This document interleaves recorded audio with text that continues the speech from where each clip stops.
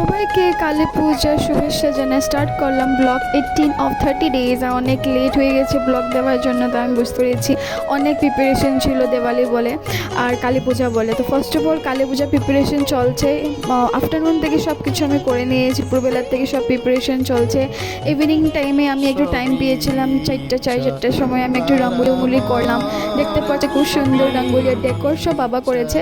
তো ডেকোর করার পরে মা প্রিপারেশন করার পরে একটু শ্মশান কালীমা মন্দিরে চলে গিয়েছিলাম। মা আর আমি অনেক ভালো করেছে, মানে কি বলবো, এই মন্দিরে গেলে মানে অনেকই ভালো লাগে, মন অনেকই অশান্ত থাকলে মানে শান্ত হয়ে যায়।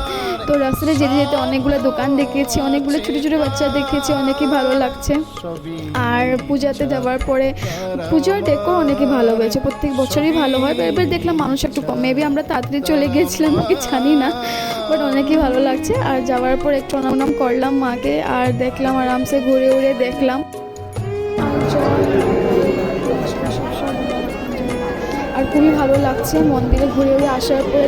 কালী পুজো দিওয়ালি বলে এভরি ইয়ার আমার দিদির সামনেই থাকে, তো দিদির ঘরে চলে গিয়েছিলাম। আর আমার নেফিকে বলেছিলাম ভাই একটু করে দে ভিডিও একটা স্লোমো।